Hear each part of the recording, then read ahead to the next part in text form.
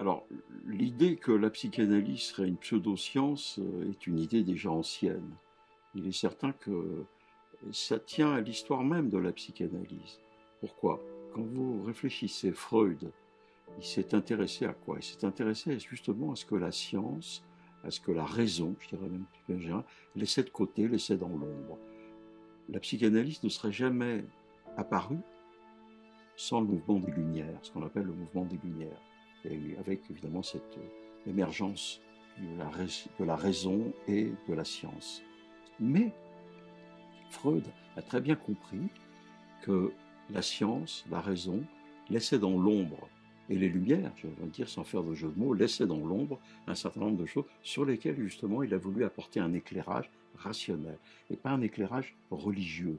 C'est-à-dire que la religion avait son domaine, elle pouvait, d'une certaine façon, à sa façon, je dirais, éclairer un certain nombre de choses comme les phénomènes inconscients, les phénomènes inexpliqués, les phénomènes occultes, voire la folie.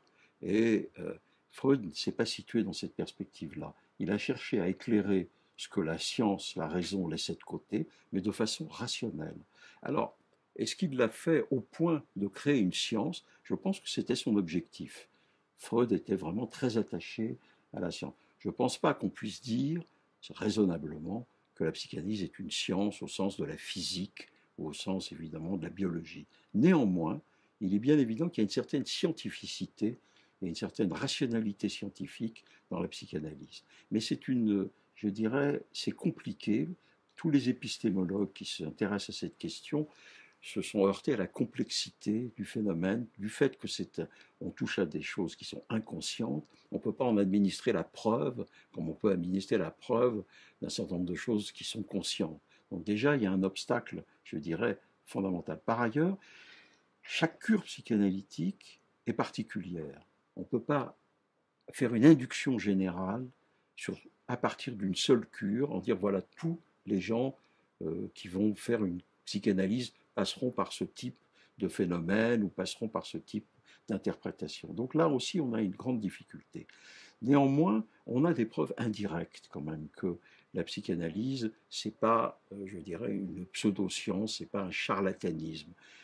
La preuve, c'est qu'il y a une communauté de gens qui pensent, il y a une communauté de gens qui acceptent les limites, qui acceptent éventuellement les échecs de la psychanalyse, ce qui permet éventuellement, comme dans toute, je dirais, recherche scientifique, de reprendre, de réélaborer les choses, ce qui ne se fait pas dans les sciences occultes ou dans les sciences, je dirais, ou dans les phénomènes de charlatanisme. Là, ils ont toujours raison d'une certaine façon. Alors, est-ce que la psychanalyse est une science? La première réponse est non. C'est non si on entend par science la science physique ou la science biologique. Alors, est-ce que la psychanalyse n'a pas quand même un certain rapport au raisonnement scientifique? Parce que le raisonnement scientifique, en tout cas à mes yeux, a une valeur, je dirais, épistémologique, c'est-à-dire d'explication, de, de rationalité supérieure à tout autre raisonnement. Donc je pense que la psychanalyse s'adosse à ce type de raisonnement, mais du fait de ces spécificités dont j'ai parlé, en particulier l'inconscient, la folie, etc., elle ne peut pas être comparée à une science dure, ce qu'on appelle une science dure.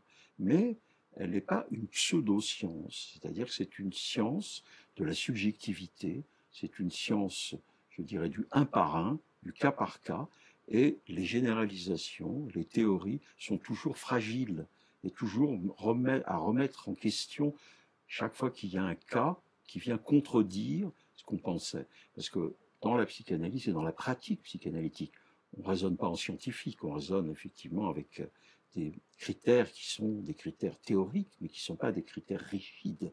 Sont pas des critères. On n'attend pas au tournant ce qu'on sait déjà. Donc on essaye chaque fois d'adapter au cas par cas, au un par un, tout en ayant un certain nombre de repères qui sont des repères rationnels, qui sont des repères qui ont été opératoires et qui peuvent être opératoires à condition de les adapter au cas par cas. Donc c'est une science du singulier, c'est une science du sujet, avec le côté paradoxal que ça peut avoir, puisqu'on dit bien souvent que la science est du côté de l'objectif et non pas du côté du subjectif. Mais c'est un débat éternel, et je considère que appeler la psychanalyse pseudo-science, c'est péjoratif, c'est dénigrement de la psychanalyse. En fait, la psychanalyse travaille avec la rationalité, travaille avec, je dirais, un raisonnement qui a une valeur épistémologique, mais ça n'est pas une science au sens où on l'entend généralement, on entend ce mot généralement. Mais là aussi, il faudrait développer. Tout d'abord, un médecin qui devient psychiatre fait 8 ans d'études de médecine, plus 4 ou 5 ans d'études de spécialité, plus un certain nombre d'études, ça fait à peu près 20 ans pour devenir prof quoi, de psychiatrie. Donc ces études qui sont faites à l'université après le bac, c'est des études dans lesquelles on mêle tout ce qui est d'ordre scientifique, les mathématiques, la physique, la biologie. Et puis quand on s'engage dans la psychiatrie, on se rend compte qu'il y a quand même tout un aspect de cette branche de la médecine qui est spécifiquement humain, centré sur la souffrance psychique d'une personne qui vient nous voir. Et évidemment, cet aspect humain-là n'est pas tellement aidé par la science elle-même. Donc il faut pouvoir en même temps cultiver, disons, les vertus cardinales de la médecine que sont les critères scientifiques, mais en même temps il faut cultiver aussi toute l'approche humaine qui, elle, n'est pas d'ordre scientifique. Je pense que peut-être elle est plus d'ordre éthique. Et cette éthique-là, c'est quelque chose qui est en fonction de notre propre désir de faire ce travail particulier, mais aussi des gens avec lesquels on va l'apprendre, ce travail. Et progressivement, on va forger une éthique professionnelle qui s'appuie sur une sorte de vérité groupale, hein, qui est le groupe dans lequel on apprend notre métier, le groupe des pédopsychiatres, ou le groupe des psychiatres, ou le groupe des soignants de psychiatrie, qui, par sa transmission qu'elle nous favorise, qu'elle facilite de l'acquisition de ce métier, nous aide à prendre pied dans la clinique pour justement à la fois utiliser les critères d'ordre scientifique, mais aussi conserver les critères d'ordre humain. Donc, la psychanalyse, pour moi, c'est assez clair. C'est pas une science exacte, c'est une science humaine, au sens où on parlait, à mon époque, à moi, des humanités, des sciences humaines, par opposition aux sciences exactes. Et je crois que c'est très important de bien considérer que les sciences humaines, l'anthropologie, l'ethnologie, la psychologie, dans sa version psychanalytique, sont des sciences qui sont évidemment centrées sur l'humain pour essayer de le comprendre et de l'aider dans sa souffrance, mais évidemment qui ne font pas fi des critères scientifiques. Ça serait ridicule d'opposer les sciences humaines avec les sciences exactes. Les sciences humaines s'appuient sur les sciences exactes. Donc, ce mauvais procès qu'on fait à la psychanalyse qui ne serait pas scientifique, c'est un procès de personnes qui ne savent pas de quoi ils parlent. Qu'est-ce que c'est que ces gens qui disent il faut démontrer scientifiquement pour faire une pratique?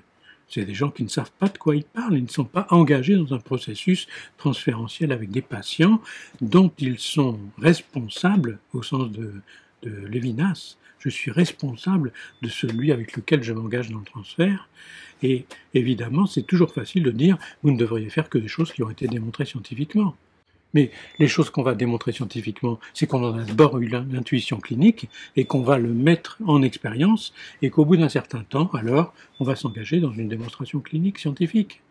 Mais vous voyez bien le peu de sérieux de ces arguments contre la scientificité psychanalytique, c'est que les gens ne savent pas de quoi ils parlent. Hein.